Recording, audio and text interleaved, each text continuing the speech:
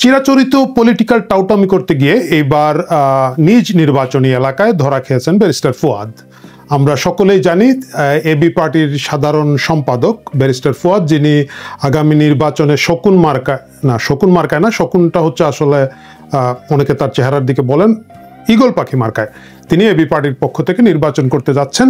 এবং তার নির্বাচনী এলাকায় যাওয়ার পরে তিনি যে টাউটামিটা করতে চেয়েছিলেন সেই টাউটামির বিপরীতে স্থানীয় বিএনপি এবং বিএনপির অঙ্গ সংগঠনের সমর্থিত লোকজন তাকে প্রথমবারের মতো প্রতিহত করেছে। আপনারা অনেকেই আসলে পুরো ঘটনাটা জানেন না, না জানার কারণে অনেকে ভাবছেন যে এই যে ব্যারিস্টার ফুয়াদ, যার কথা আমাদের আমজনতা পার্টির তারেক বলেছেন যে তার দেখলেই মনে হয় যে তার কপালের মধ্যে একটা পাকিস্তানি মানচিত্র আঁকা, সেই ফুয়াদকে আপনারা হয়তো অনেকে ভেবেছিলেন যে সে বলেছে যে 16ই ডিসেম্বরের বিজয় দিবসের স্বীকার করে না, সে নতুন বিজয় দিবসের সন্ধানে আছে এবং সেই বিজয় দিবসের খোঁজে গিয়ে হয়তো সে ওইখানের মধ্যে গণধুলাই খেয়েছে বা গণধুলাইয়ের উপক্রম হয়েছিল। মোটেও তা নয়। গোটা বাংলাদেশে জামাত শিবিরের যে নতুন পলিটিক্যাল এজেন্ডা, যে এজেন্ডার একটা পার্ট হিসাবে ব্যারিস্টার ফুয়াদ সেখানে গিয়েছিলেন এবং আমরা যারা শহরবাসী নগরবাসী অনেক বড় বড় রাজনৈতিক বোদ্ধা এই প্যাচটা বুঝতে পারি না, স্থানীয় বরিশালের নেতাকর্মীরা সেটা খুব দ্রুতই বুঝতে পেরেছেন, এজন্য তাদেরকে আমি অভিনন্দন জানাই। আপনারা অনেকেই জিজ্ঞেস করবেন যে এইখানে আবার ভাই জামাত শিবির কোথা থেকে পাইলেন, কোথা থেকে আপনারা এই নতুন রাজনীতি নিয়ে আসলেন, কিসের রাজনীতি? রাজনীতিটা আমি একটু আপনাদেরকে বুঝিয়ে বলি। গোটা বাংলাদেশে আওয়ামী লীগ তো মাইনাস, আওয়ামী লীগের গল্প এখানে না বলি, আওয়ামী লীগরে তো নির্বাচনের খেলাই নেবে না। এখন বিএনপিকে -2 ফর্মুলায় ফেলার জন্য যে -2 দীর্ঘদিন ধরে চলছিল, সেই প্রক্রিয়াটা যেহেতু এখন সেই সুশীল সমাজের সরকার প্রতিষ্ঠিত হয়েছে, বিএনপিকে এখন মাইনাস করা হবে এবং সেই মাইনাসের জন্যই সারা বাংলাদেশে বিএনপি বিরোধী একটা প্রপাগান্ডা প্রচার চালানো হচ্ছে এবং সেই প্রচারটা হচ্ছে যে বিএনপি সবখানে চাঁদাকে শেষ করে ফেলতেছে, সব টেম্পু স্ট্যান্ড দখল করে শেষ করে ফেলতেছে, সব সব সব সব শেষ করে ফেলতেছে। এই প্রক্রিয়া এবং প্রজেক্টের আন্ডারে এই ব্যারিস্টার ফুয়াদ এবং তাদের যে গোষ্ঠী নতুন একটা জোট করেছেন, আপনারা দেখেছেন জামাতের 3টা অঙ্গ সংগঠন একসাথে মিলেছে, যেটা হচ্ছে একটা এনসিপি, একটা হচ্ছে এবি পার্টি ব্যারিস্টার ফুয়াদদের, সাবেক শিবির নেতারা মিলে যে এই জামাতের যে ছোট দোকানটা খুলেছেন, এবং আরেকটা হচ্ছে এটার নাম হচ্ছে রাষ্ট্র সংস্কার আন্দোলন, যারা দীর্ঘদিন ধরে রাষ্ট্র সংস্কার করে আসছেন, একটু বাম ঘরানার লোকজন। তো এই 3জন মিলে ডক্টর মোহাম্মদ ইউনূসের যে বইটা আছে 30, সেই রকম একটা 30 জোট করেছেন তারা। এখন প্রশ্ন হচ্ছে যে তাইলে তারা তো জামাতের সাথে নাই, 8 দলের সাথে নাই, তাইলে এই 30 জোট করার পরেও আপনি কেন বা আপনারা কেন ভাবছেন যে এটা বৃহত্তর রাজনীতির একটা গেম? বৃহত্তর রাজনীতির একটা গেম হচ্ছে এদেরকে দেওয়া হয়েছে হাউস দ্যাট বলার জন্য। এরা, আপনারাও জানেন আমরা জানি, 30 থেকে আসলে 3টা আসনও সারা বাংলাদেশে এরা প্র্যাকটিক্যালি পাবে না। মানে যদি না ওয়াকার এবং তার যে মানে জামাত সমর্থিত যে সামরিক বাহিনীর অংশ আছে, তারা যদি কোনো ধরনের বড় কারচুপি কিছু না করে থাকে, এরা আসলে একটা আসনও পাওয়ার মতো অবস্থা তাদের কোনো নির্বাচনী এলাকায় নাই। তাহলে এদের কাজ কি? এদের কাজ হবে জেলায় বন্দরে এখানে ওইখানে ঘুরে বেড়ানো এবং বিএনপি কি যে একটা খুবই চাঁদাবাজ দল, খারাপ দল, জঙ্গি দল এবং ইত্যাদি ইত্যাদি ইত্যাদি, এটা বারবার বলা। আপনারা যদি নাসির পাটোয়ারির বক্তব্যগুলো খেয়াল করে থাকেন, আপনারা দেখবেন যে প্রতিনিয়ত তারা দীর্ঘদিন ধরে, তারা কিন্তু জামাতকে ওইভাবে আক্রমণ করে নাই, প্রতিনিয়ত নাসির পাটোয়ারিরা শুরু থেকে বিএনপিকে আক্রমণ করে যাচ্ছে এবং যেসব জায়গায় বিএনপির বড় বড় নেতারা আছেন, এই সব জায়গায় গিয়ে, যেমন কক্সবাজারের সালাউদ্দিনের এখানে তো মাইর খেয়ে কোনো রকমের যান নিয়ে বেরোয় আসছে, এপিসি ছাড়াই বেরিয়ে আসছে অবশ্য। এই প্রক্রিয়া এবং প্রজেক্টের ভিতরে এখন এই 3 রাজনৈতিক দলকে এক করা হয়েছে এবং সেটাই হয়েছে। ব্যারিস্টার ফুয়াদের ঘটনাটা কি হয়েছে দেখেন। তিনি সেখানে একটা সেতু উদ্বোধন করতে গিয়েছেন, মানে উনি উদ্বোধন করতে যান নাই, সরকারের উপদেষ্টা ওইখানে গিয়েছেন, 2 জন উপদেষ্টা গিয়েছেন এখানের মধ্যে, এবং যেহেতু তার নির্বাচনী এলাকায় খুব স্বাভাবিকভাবেই তিনি সেখানে উপস্থিত আছেন। উদ্বোধন শেষ হয়ে গিয়েছে, সেতুর কাজ শুরু হচ্ছে। ব্যারিস্টার ফুয়াদ ওইখানের মধ্যে তার মলম, তার ট্যাবলেট বেচা শুরু করে দিয়েছেন। আমরা যেটা বলি যে রাস্তার পাশে মজমা বসিয়ে ট্যাবলেট বেচা, সেটা শুরু করে দিয়েছেন। কিভাবে শুরু করে দিয়েছেন? তাকে যখন সাংবাদিকটা জিজ্ঞেস করতেছে, উনি বলছেন চাইনিজ কোম্পানি অনেক যুদ্ধ করে নাকি তারা এই ব্রিজের কাজের জন্য নিয়ে এসেছেন এবং চাইনিজ কোম্পানি কাজ করতে পারছে না, কারণ এইখানের মধ্যে চাঁদাবাজি দাবি করা হচ্ছে, বালু দিব, ইট দিব, সিমেন্ট দিব বলে বিভিন্ন লোকজন এখানের মধ্যে ডিস্টার্ব করেছে। লক্ষ্য করে দেখছেন বিদেশের যে কোনো কোম্পানি, সেটা চাইনিজ হোক কোরিয়ান হোক, এই বাংলাদেশে বিশেষ করে চাইনিজ কোম্পানিরা গত রেজিমের সময় আমরা দেখেছি অসংখ্য বড় বড় প্রজেক্ট করেছে। চাইনিজ কোম্পানিগুলো জানে বাংলাদেশের প্রেক্ষাপটে কিভাবে ব্যবসা করতে হয়, কিভাবে কন্ট্রাক্টর সাবকন্ট্রাক্টর নিয়োগ করতে হয়। এগুলোর মধ্যে চাঁদাবাজি থাকে, লোকাল বিভিন্ন ধরনের দুর্নীতি এটা থাকে। সেই চাইনিজ কোম্পানি যখন এইখানে এসে কাজ করছে, তারা এটা ধরে নিয়েছে যে স্থানীয় বিভিন্ন ধরনের জিনিস তাদেরকে ম্যানেজ করে চলতে হবে, হয়তো না। কিন্তু চাইনিজ কোম্পানি যদি কোনো ধরনের বাধার সম্মুখীন হয়, তাদের কাজ হচ্ছে সরকারের কাছে যাওয়া, উপদেষ্টাদের কাছে যাওয়া, পুলিশ আছে, র্যাব আছে, সেনাবাহিনী ডেপ্লয় করা আছে, স্থানীয় আর্মির কাছে গেলে কিন্তু আমরা জানি যে আর্মি এইসব ব্যাপারে বেশ কঠোর পদক্ষেপ নিয়ে থাকে। সবকিছু বাদ দিয়ে চাইনিজ কোম্পানি ব্যারিস্টার ফুয়াদের কানে কানে এসে বলে গিয়েছে চাঁদাবাজির কথা। এটা বিশ্বাস করতে হবে?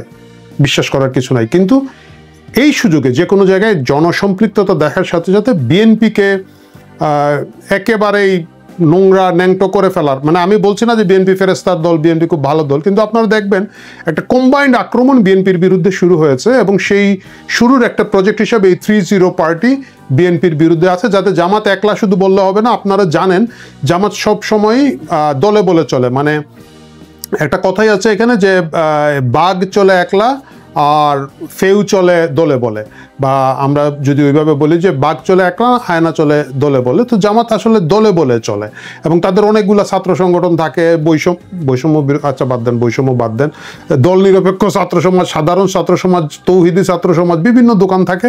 একইভাবে রাজনৈতিক সংগঠনের মধ্যে তারা অনেকগুলো দোকান খুলেছে, এবং এইগুলোকে গুছিয়ে আনার জন্য এখন 3-0 করেছে। তিনটাই প্রতিষ্ঠিত জামাত সমর্থিত রাজনৈতিক দল। এবং আপনারা দেখবেন ব্যারিস্টার ফুয়াদের উপরে যখন আসলে কোনো হামলাই হয় নাই, তাকে যখন ভুয়া বলে ওই এলাকা থেকে বিএনপির লোকজন তাড়িয়ে দিয়েছেন, সাথে সাথে সবচেয়ে বেশি আঘাত লেগেছে মার্চে, মাসির দরদ বেশি 03, মানে এবি পার্টি প্রতিক্রিয়া দেখানোর আগে কিন্তু আমাদের ন্যাশনাল কমেডি পার্টির চিলড্রেন পার্টির চিলড্রেন নেতা নেত্রী যারা আছেন, তারা ব্যাপক প্রতিক্রিয়া দেখানো শুরু করেছেন। আমি দেখলাম যে তাসনিম যারাও বলছেন যে কি হলো, আপনি যদি একজনের সাথে দ্বিমত পোষণ করেন কোনো সমস্যা নাই, তাই বলে তার গালে কি তার চামড়া খুলে ফেলতে হবে। আমি প্রথমে ভেবেছিলাম যে উনি ভাবছেন যে মানে এই দেশে গরু ছাগলের চামড়াই এত কম দামে বিক্রি হয়, তো আর এই চামড়া খুলে লাভ কি, এইভাবে হয়তো উনি এটাকে বুঝাতে চাচ্ছেন মেডিকেল সায়েন্স থেকে। পরে বুঝলাম যে না, উনি স্পেসিফিক ফুয়াদের চামড়া খুলে নেওয়ার কথাই বলছেন। এই যে দেখেন, এই তাসনিম জারারা, যাদেরকে আমরা মনে করি শিক্ষিত, প্রগতিশীল, সুন্দর তরুণ সমাজের একটা আদর্শ হতে পারতেন, এরা কিন্তু কিভাবে এই জামাতি পারপাসটা এবং এই ট্র্যাডিশনটা সার্ভ করে যায়। মানে সারা বাংলাদেশে মব করে উল্টায় ফেলছে। মুক্তিযোদ্ধাদের টুটি চেপে ধরা হয়েছে এই ঢাকা শহরে। এই ঢাকা শহরে রিপোর্টার্স ইউনিটিতে নন আওয়ামী লীগার, মানে যাদেরকে আমরা বলি লালবদর, এই লালবদরদের একটা সমাবেশের মধ্যে দেখবেন যে মুক্তিযুদ্ধের টুটি চেপে দেওয়া হয়েছে, যেখানের মধ্যে লতিফ সিদ্দিকীকে গ্রেফতার করা হয়েছিল, মঞ্জুর হক পান্নাকে গ্রেফতার করা হলো, আরও কার জন্য গ্রেফতার করা হয়েছে ওইখানের মধ্যে। এইসব নিয়ে কি তাসনিম জারারে কখনো কথা বলতে দেখেছেন? দেখেন নাই। যখন গোপালগঞ্জে বঙ্গবন্ধুর বাড়ি ভাঙ্গার প্রকাশ্য উস্কানি দিয়ে চলো গোপালগঞ্জ চলো বলে এরাই কি প্রচারণা করে নাই? যদিও গোপালগঞ্জে এরা মায়ের খেয়ে পিসি চেপে চলে এসেছে এবং ওয়াকারকে গোপালগঞ্জে গণহত্যা চালানোর একটা সুযোগ করে দিয়েছে, সেটা অন্য আলাপ। কিন্তু এখন দেখবেন আপনি ব্যারিস্টার ফুয়াদের জন্য প্রাণ পুড়ে যাচ্ছে। এই প্রাণ পুড়ে যাওয়ার মূল কারণটা হচ্ছে বাংলাদেশের রাজনীতিতে এই যে মূল 8 দলও আসলে জামাতেরই হাত পাকা ছাড়া বাকিগুলো তো আমরা জানি কি জিনিস।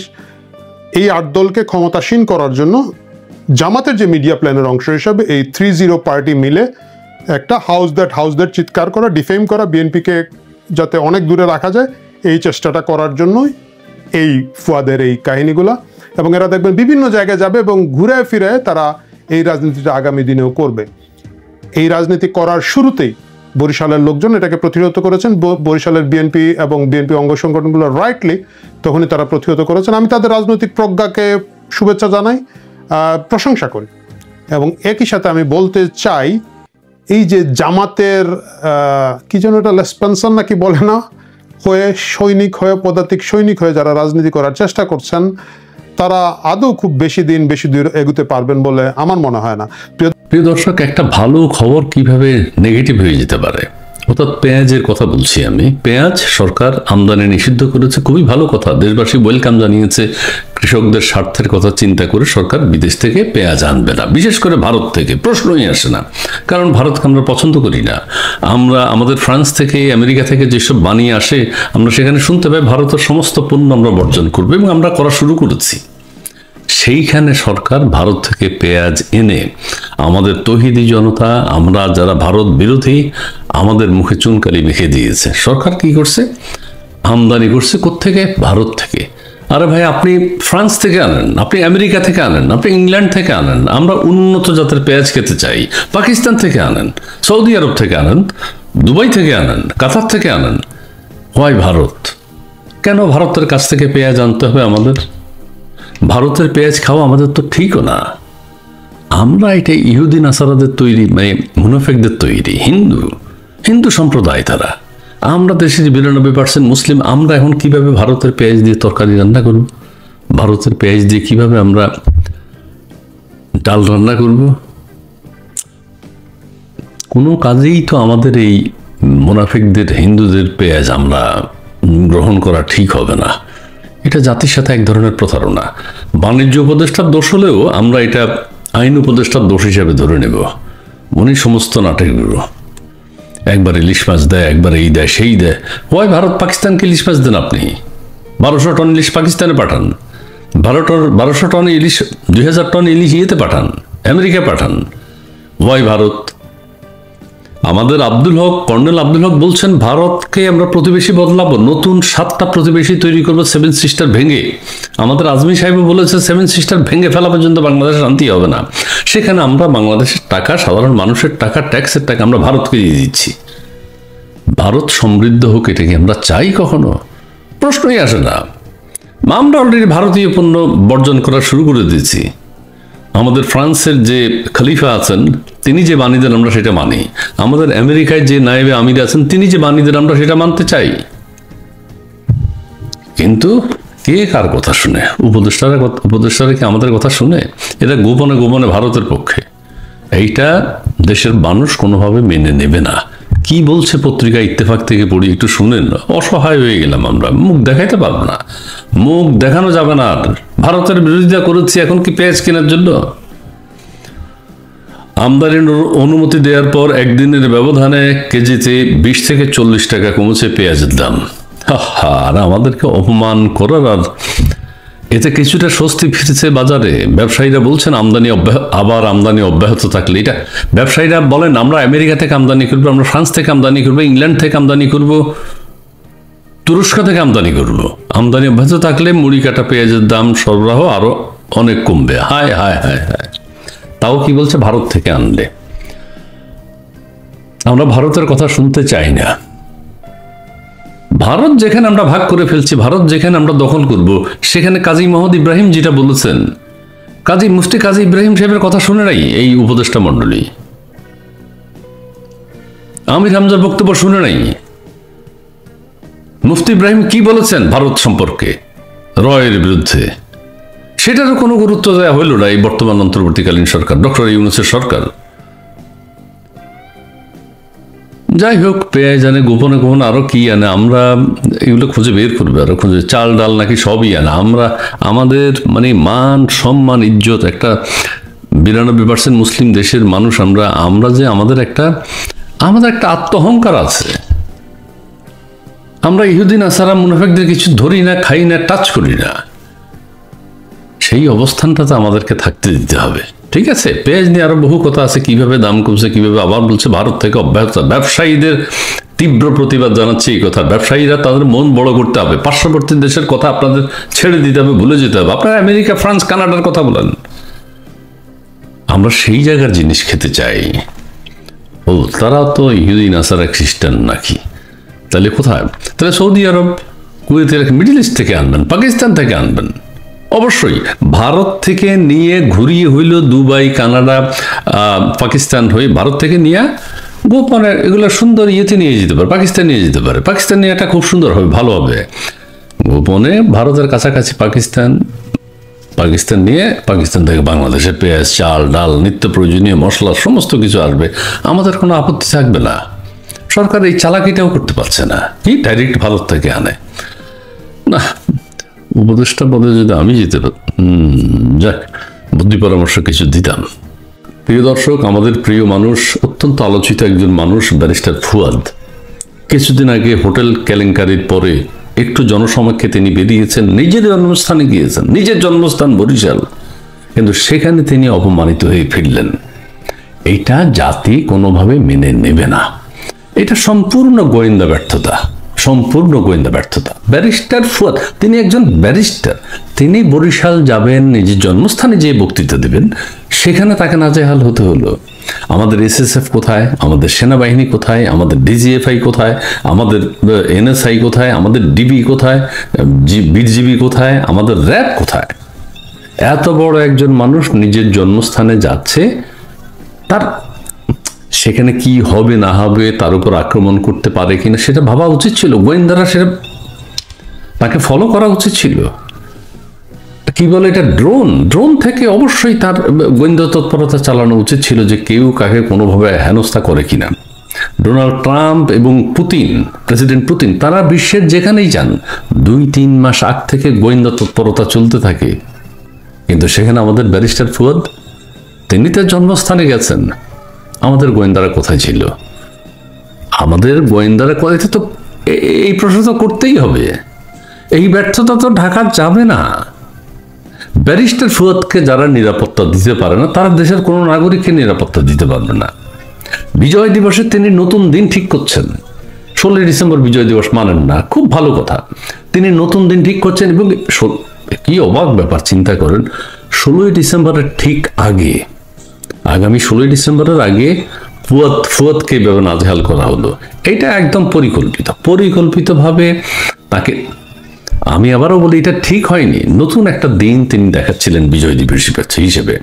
ভারতের বিরুদ্ধে এখন কে কথা বলবে? কে এইভাবে কথা বলবে? কার এত বড় সাহস ক্যান্টনমেন্ট উড়িয়ে দেয়া? সেই একজন গর্বিত মানুষকে আজকে আমরা অপমান করেছি। উনি ক্যান্টনমেন্ট উড়িয়ে দিবেন বলছেন, গর্বের সাথে বলছেন। সেটা বাংলাদেশের না হলে ভারতেরটাও হতে পারতো। আমরা তো ভারতের সাথে কখনো যদি যুদ্ধ আমাদের হতো, আমরা ব্যারিস্টার ফুয়াদকে কাজে লাগাতে পারতাম, ভারতের ক্যান্টনমেন্ট উড়িয়ে দেওয়া যেত।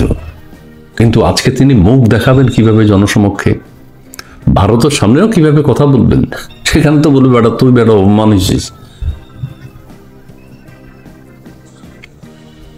উনি বক্তৃতা টক শোতে কিভাবে কথা বলবেন, এখন চেহারা দেখাবেন কিভাবে? ওনার বাবা মার কাছে কি বলবেন যে 24-এর আন্দোলনের এত বড় একজন যোদ্ধা, তাকে আজকে নাজেহাল হতে হলো নিজ দেশের, নিজ গ্রামের, নিজ এলাকায়। টক শোতে, আহা, বিভিন্ন সভা সেমিনারে তিনি যেভাবে যে সুন্দর করে কথা বলতেন, সবকিছুতে তাকে গোয়েন্দা নিরাপত্তা দিতে হবে। আমাদের সেনা প্রধানের কাছে অনুরোধ, আমাদের পুলিশ প্রধানের কাছে অনুরোধ, সার্বক্ষণিকভাবে ব্যারিস্টার ফুয়াদ যেখানে যাবেন সেখানে যেন সিসি ক্যামেরা লাগানো হয়। তিনি যে রাস্তা দিয়ে হাঁটবেন সেখানে সিসি ক্যামেরার ব্যবস্থা থাকতে হবে। তাকে কোনোভাবে অপমান করা যাবে না। জাতি এটা মেনে নিতে পারবে না। 24-এর চেতনার সাথে এটা যায় না। কিন্তু আপনারা সেই কাজটি আজকে করে দিয়েছেন। এইটা আচ্ছা, তিনি ব্যারিস্টারি পড়েছেন, আহা, অনেকজন অনেক সমালোচনা করে সোরা ব্যারিস্টারি কি, সেগুলো তো আমি বলবো না। উনি তো ইংল্যান্ড গেছেন, ব্রিটিশ প্রাইম মিনিস্টারের সাথে তার পরিচয় আছে, ইংল্যান্ডে তার অনেক বন্ধু বান্ধব আছে। আপনারা হোটেল কাণ্ড একটা করে একবার তাকে নাজেহাল করেছেন, তাকে উলঙ্গ করেছেন। এখন তার চেয়েও মারাত্মক হলে এই জনতার সামনে তাকে এইভাবে অপমান করা। যাই হোক, ডক্টর ইউনূস সাহেব নিশ্চয়ই 1 সদস্য বিশিষ্ট একটা তদন্ত কমিটি করবেন। আমাদের আইন উপদেষ্টা হয়তো সেকেন্ড ম্যান হিসেবে থাকতে পারে। এই প্রত্যেককে আইনের আওতায় আনতে হবে। এবং ব্যারিস্টার ফুয়াদ, তিনি অপমানিত হয়েছেন কিনা, অপমানিত হলে কার কি ধরনের শাস্তি চান, তার কথা মতোই সব হবে। আমাদের আইন উপদেষ্টা নিশ্চয়ই পদক্ষেপে নেবেন। জি, ব্যারিস্টার ফুয়াদের সুস্বাস্থ্য কামনা করি। তিনি যেন আগামীতে আরো অনেক কথা বলতে পারেন এবং অনেক বড় হন তিনি, সেটাই আশা করি। ধন্যবাদ।